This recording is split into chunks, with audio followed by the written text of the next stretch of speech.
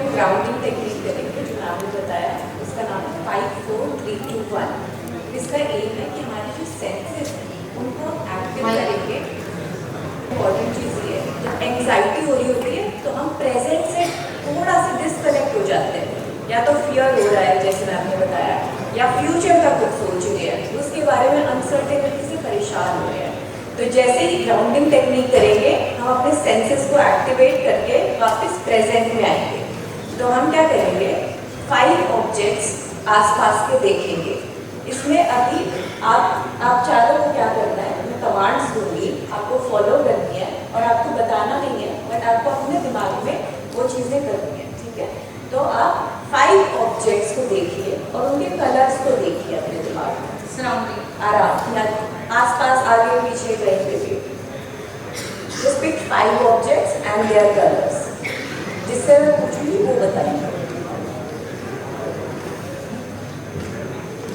आपने आइडेंटिफाई किए 5 ऑब्जेक्ट्स, बताइए। That sofa,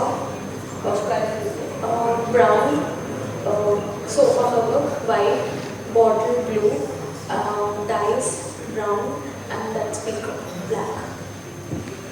great. इसमें हमने साइट यूज किया है, अपना विजन यूज किया है। Now second, four things that we can touch and the way to touch is going to use our foot. नहीं, जो चीज़ें देखिए सिर्फ वही टच करना ज़रूरी नहीं है, आप कुछ भी जाके टच कीजिए 4 थिंग्स और उनका टेम्परेचर फील कीजिए, उनका टेक्सचर फील कीजिए अपने हाथ से। और ये नहीं सोचना है कि इस रूम में कितने लोग हैं, हम क्या कर रहे हैं, आपको अपना सोचना है इस type. Then flowers, they were cold, and then this thing. That was the fan, a big one.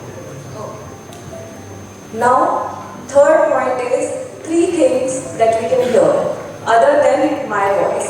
तो मैं साइलेंट हो जाऊंगी और आप एक आँख बंद करके सुनना है तो आँख बंद करके सुनिए, बट सुनने में फोकस कीजिए and try to listen to 3 voices जो इस रूम में आपको सुनाई दे रही है। कोई भी छोटी से छोटी वॉइस भी हो सकती है, कोई नॉइज भी हो सकती है, कुछ भी हो सकती है। तो let's hear 3 voices.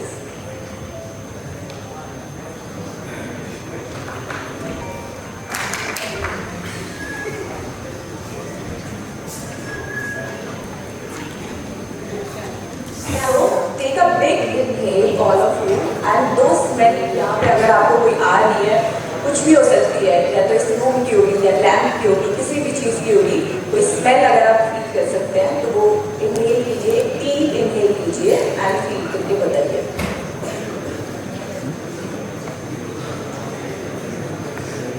And audience में जितने भी लोग बैठे हैं, प्लीज़ एक डीप इनहेल लीजिए, फील कीजिए any smell that they can smell, may be और partner smell, anything.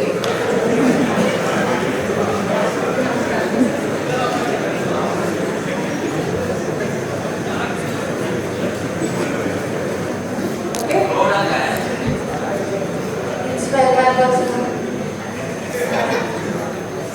I couldn't smell anything else. I could just smell my perfume. Now one thing, last thing that we are going to do is we are going to see what aftertaste we are in our mouth. So anything that you can taste, water दे सकते हैं। So आप लोगों के, आपने कुछ अगर breakfast में खाया हो, उसका कोई आफ्टर टेस्ट हो तो वो बताइए, वरना अगर किसी के मुंह में कोई आफ्टर टेस्ट नहीं है तो टेक अ सिप एंड उसको चेंज कीजिए।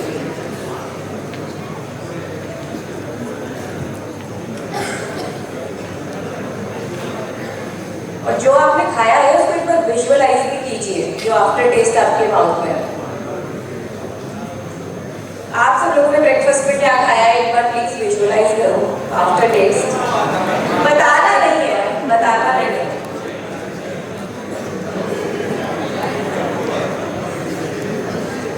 तो आपका कोई आफ्टर टेस्ट है?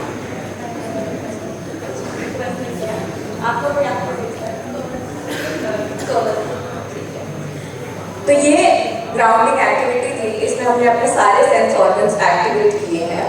And if you ask them how are they feeling now and before the 10 to 15 seconds that we started, there is going to be a slight difference, but then their experience they are going to get. कैसा feel कर रहे हो? Like my shivering got down and my heart is like not beating that fast. You can connect. Yes, like I can connect, I can hear people out there, but I can also ignore that stuff now. Yes, same. लाभ तो आपको पूरी जिंदगी ignore करनी चाहिए क्योंकि लोग तो हंसेंगे, लोगों का काम है हंसना। That is my weak point, उसके बारे में बात करेंगे। आप कैसे feel कर रहे हो? Like I'm not anxious all the time, so I feel anxiety. So हो सकता है, थोड़ा सा ओवरवेलमिंग हो सकता है, थोड़ा सा टेक्निकल, बट वेरी इंपॉर्टेंट क्योंकि हम मेंटल हेल्थ और फिजियोलॉजिकल हेल्थ को कैसे कनेक्ट करते हैं वो देखेंगे। मेंटल हेल्थ का इम्पैक्ट फिजियोलॉजिकल हेल्थ पे क्या होता है और फिजियोलॉजिकल हेल्थ का इम्पैक्ट मेंटल हेल्थ पे क्या होता है, वो थोड़ा सा इम्पॉर्टेंट है जानने के लिए, आप लोगों के लिए भी, because this is the age we are growing and we get to know lot of diseases and disorders that are happening. उसके साथ ही अपने पेरेंट्स के लिए और अपने आसपास के फ्रेंड्स सराउंडिंग सबके लिए जानना थोड़ा सा जरूरी है।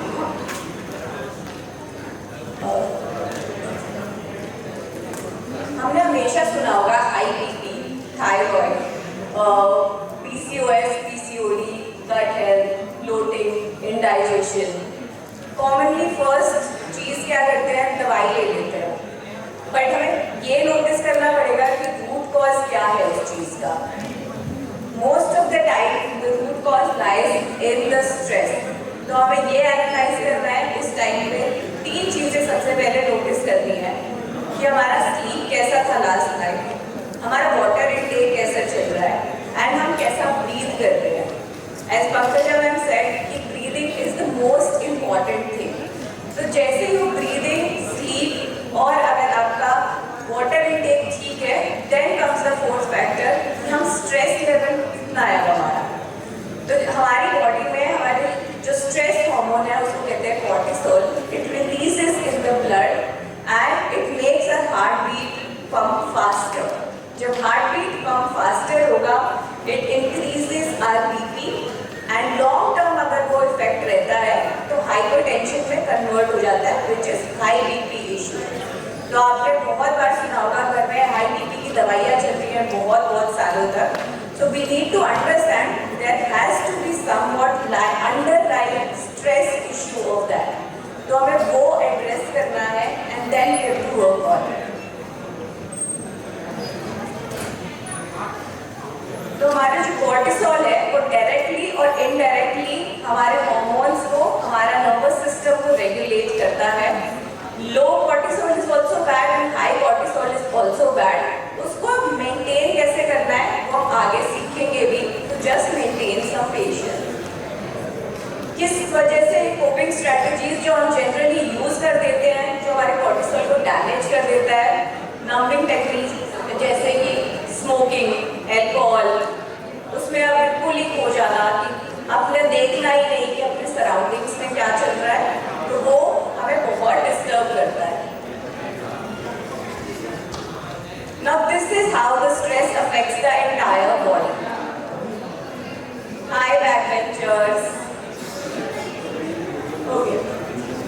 ब्रेन फॉग एंड बहुत बार होता है कि डिसीजन मेकिंग कैपेसिटी पुअर हो जाती है, लो हो जाती है, समझ नहीं आता है कि कुछ लोग इतना अच्छा जल्दी कैसे डिसाइड कर पाते हैं और मैं इतना डिसाइसिव कैसे हूँ।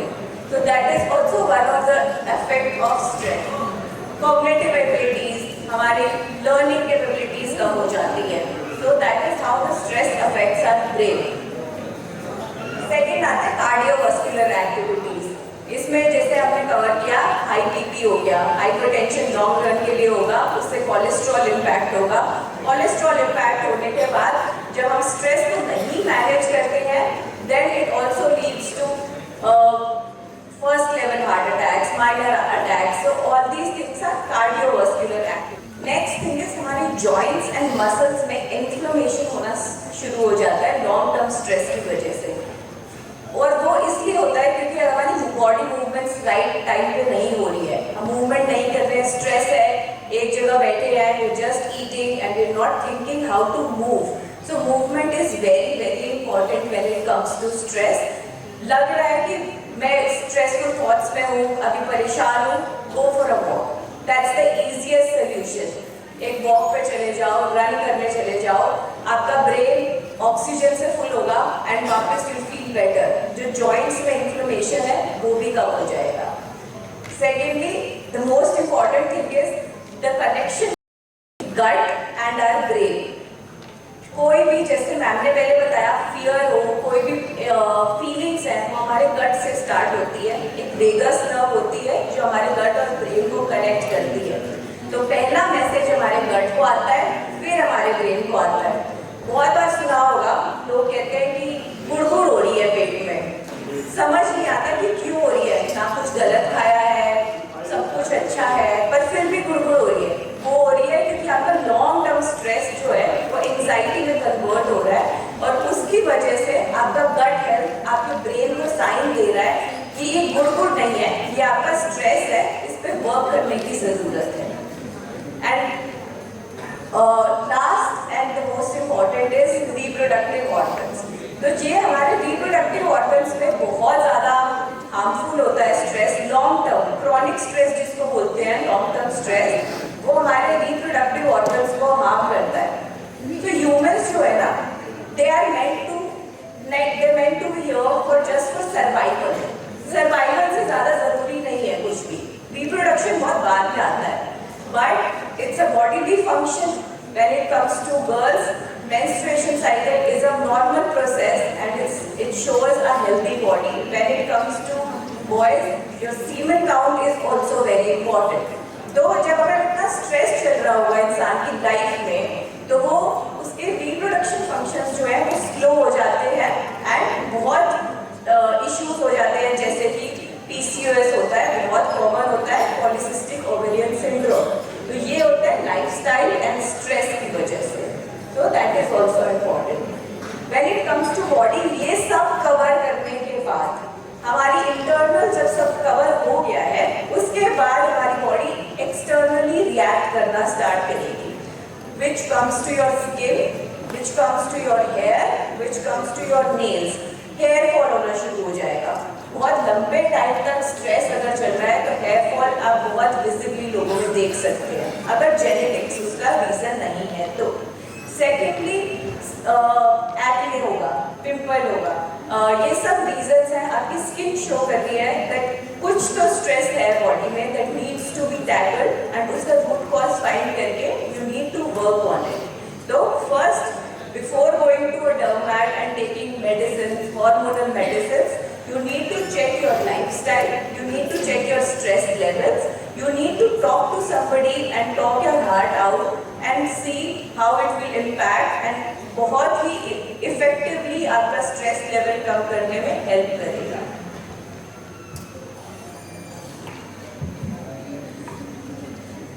अब सारा स्ट्रेस तो बुरा भी नहीं होता है, सबसे इम्पोर्टेंट बात ये है जानने के लिए। तो स्ट्रेस का ये जो कर्व है ये बहुत इम्पोर्टेंट है।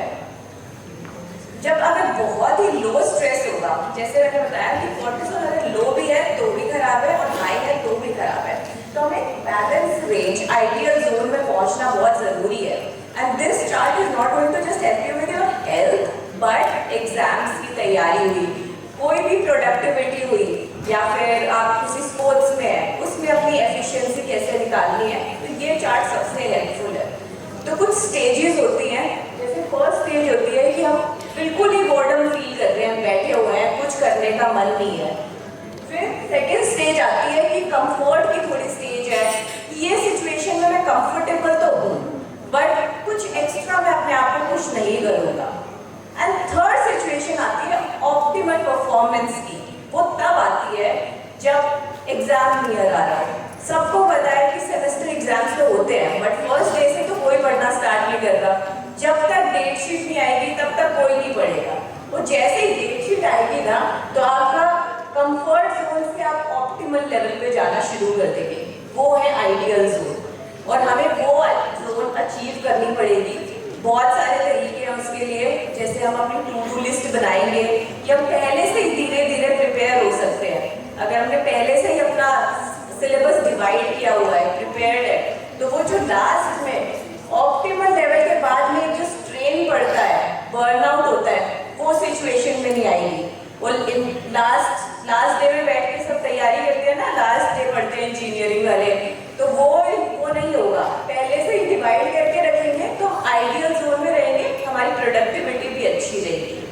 कर सकते हैं कुछ एवरेज रह जाते हैं, क्योंकि कुछ लोग अपने कंफर्ट जोन तक ही खेलते हैं और कुछ लोग थोड़ा सा पुश करके उसको हाई अचीविंग पे चले जाते हैं एंड अपने एक्चुअल परफॉर्मेंस को थोड़ा सा और इम्प्रूव कर देते हैं। और उसी लेवल को मेंटेन करना बहुत इंपॉर्टेंट है, क्योंकि वो लेवल अगर आपने क्रॉस कर दिया तो फिर एग्जॉशन होगा, हेल्थ खराब होगी, ब्रेक डाउन होगा और फिर आपको समझ नहीं आएगा कि सिचुएशन कैसे कंट्रोल करनी है। So this is very very important, specially for your productivity, कि हमें अपना आइडियल जोन समझना पड़ेगा कि हमारा आइडियल जोन किधर लाई करता है। मेरा आइडियल जोन शायद लाई करता है 4 घंटे पढ़ने में, बट किसी का आइडियल जोन सिर्फ 2 घंटे पढ़ने में वो हो जाएगा। तो अपनी परफॉर्मेंस खुद एनालाइज करनी पड़ेगी कि वो मेरा परफॉर्मेंस, मेरा स्ट्रेस लेवल, कि मैं कितना पुश करूं कि वो मेरा स्ट्रेस लेवल नॉर्मल रहे, ज़्यादा भी ना हो और इतना कम भी ना हो कि मैं कुछ करूँ ही ना। जब तक किसी का कोई वॉलीबॉल खेलता है और टूर्नामेंट आ रहा है, आप हर दिन थोड़ी थोड़ी प्रैक्टिस तो करोगे ना, ताकि वो एक लेवल, आइडियल लेवल में पहुंच जाए। जब आपको खेलना हो तो आप उसकी अच्छे से परफॉर्मेंस दे सके। तो वो आपकी बॉडी को थोड़ा सा स्ट्रेस चाहिए होता है।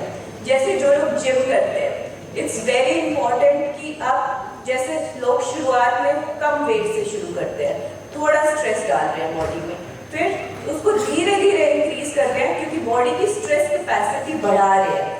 ऐसे ही हमें थोड़ी सी अपनी स्ट्रेस कैपेसिटी इंक्रीज करनी पड़ेगी और एक ऑप्टिमम लेवल पे लाना पड़ेगा कि हाँ, इतना वेट मैं उठा सकता हूँ, इतना सिलेबस मैं आज कवर कर सकता हूँ। तो वो मेंटेन करना, वो जानना बहुत इंपॉर्टेंट है।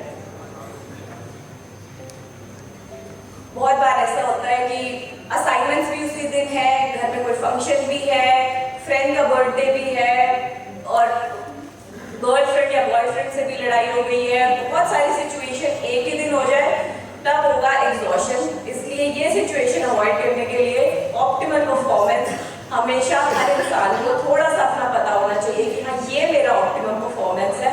अगर वो अचीव होगा तो मैं ठीक हूँ, एंड नहीं होगा तो थोड़ा सा balance, compromise and go with the flow. So this is the ideal state where we are between mentally, हमारा ब्रीदिंग कैसा चल रहा है वो चेक में होना चाहिए, और जेनेटिक्स और एनवायरमेंटल फैक्टर ठीक है तो फिर अगर आपको थायराइड, बीपी, पीसीओएस कुछ भी हो रहा है तो which means your root cause lies in stress.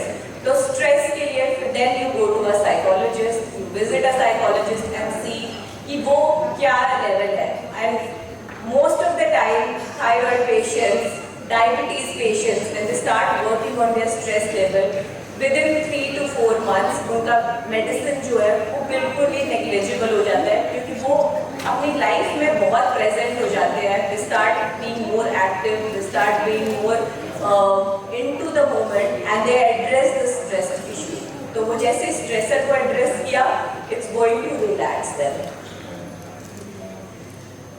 अब एक लास्ट ब्रीदिंग एक्सरसाइज है, who all want to do it with me? Nobody? You can come, call them. It's okay. Meet them. We will come. Any volunteer who want to come and do this breathing exercise? It's very helpful. Exam से पहले भी, किसी भी time if you want to do it, it's very helpful। Come on. अभी तक जितना मैंने बोला शायद थ्योरेटिकल था, फन नहीं था, बट प्रैक्टिकल टिप्स अगर हमारे पास नहीं होंगी तो हम वापस मेडिसिन पे ही जाते रहेंगे। बट मेडिसिन को एसओएस बनाने से अच्छा है थोड़ा प्रैक्टिकल टिप्स को एसओएस बनाएंगे। Time is short of oxygen, तो क्या करेंगे, you need to take your hand out and इस हाथ से दूसरे हाथ से उसको ट्रेस करेंगे। जैसे ही ऊपर जाएंगे यू नीड टू इनहेल, ठीक है, ऐसे ऊपर जाएंगे तो इनहेल करेंगे, नीचे आएंगे तो एक्सहेल करेंगे, फिर इनहेल करेंगे, एक्सहेल करेंगे, ये पूरा पैटर्न करेंगे एंड वापस।